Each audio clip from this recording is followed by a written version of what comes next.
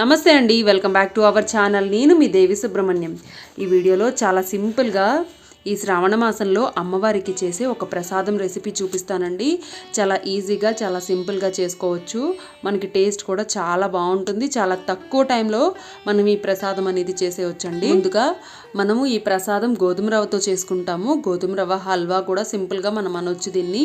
ముందుగా stove on చేసుకోవాలి. Stove on చేసుకుని ఒక ప్యాన్ పెట్టుకున్నానండి. 1 టేబుల్ స్పూన్ ఆయిల్ యాడ్ చేసుకుని డ్రై ఫ్రూట్స్ని ఈ విధంగా లో ఫ్లేమ్లో ఫ్రై చేసుకున్నాను. ఫ్రై చేసి తీసి పక్కన పెట్టానండి. సేమ్ అదే ప్యాన్లో ఒక చిన్న కప్పుతో గోధుమ రవ్వని తీసుకున్నాను, వీట్ రవ్వ. ఈ రవ్వని కూడా లో ఫ్లేమ్లో బాగా ఫ్రై చేసుకోవాలి. ఈ విధంగా బాగా ఫ్రై చేసుకోవాలండి లో ఫ్లేమ్లో. చూసారా, ఈ విధంగా రావాలి. మనకి చాలా క్రిస్పీగా అయిపోతుంది రవ్వ అనేది. కలర్ కూడా వీట్ కలర్ ఉంటుంది కదండి, ఆ కలర్లో నుంచి అది వైట్ కలర్లోకి కొంచెం వైట్ షేడ్లోకి టర్న్ అవుతుంది. ఆ వైట్ షేడ్ వచ్చేంత వరకు ఈ విధంగా బాగా ఫ్రై చేసుకోవాలి. చేసుకున్న తర్వాత 1 కప్పు రవ్వ తీసుకున్నాం కదండి, సేమ్ అదే కప్పుతో కప్పున్నర పంచదార కూడా తీసుకున్నాను.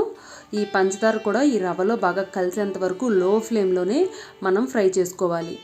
ఇలా మనం లో ఫ్లేమ్లో ఫ్రై చేసుకోవటం వల్ల షుగర్ మొత్తం రవ్వకి పట్టి షుగర్ కూడా వేడికి మెల్ట్ అయిపోతుంది.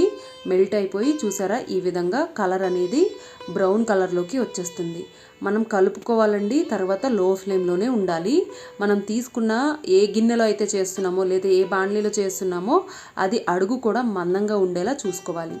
ఈ విధంగా బాగా ఫ్రై చేసుకున్న తర్వాత ఇందులో 4 కప్పుల వరకు వాటర్ తీసుకున్నాను. 1 కప్పు రవ్వ తీసుకున్నాం కాబట్టి 4 కప్పుల వాటర్ తీసుకున్నాను. ఈ విధంగా ఒక్కసారి కలుపుకోవాలండి. కలుపుకుని మూత క్లోజ్ చేసుకుని మనం ఒక 15 మినిట్స్ లో ఫ్లేమ్లో వదిలేసినట్లయితే చక్కగా ఉడికిపోతుంది. చూసారా, మధ్య మధ్యలో ఈ విధంగా కలుపుకోవాలండి, లేదంటే అడుగొచ్చేసి మళ్ళీ ఒకసారి ఈ విధంగా కలుపుకుని మళ్ళీ మూత క్లోజ్ చేసి ఈ విధంగా కుక్ చేసుకోవాలి. ఒక 15 మినిట్స్ పడుతుందండి. 15 మినిట్స్లోనే మనకి ఇది చక్కగా ఉడికిపోతుంది.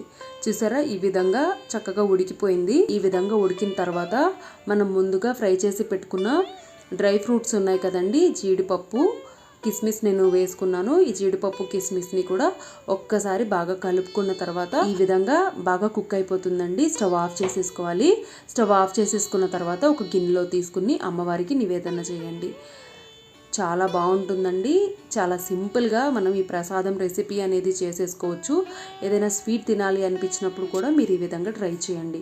ఈ రెసిపీ నచ్చినట్లయితే తప్పకుండా లైక్ చేసి షేర్ చేసి మన ఛానల్ని సబ్స్క్రైబ్ చేయండి. నేను మీ Devi Subrahmanyam. Thank you for watching.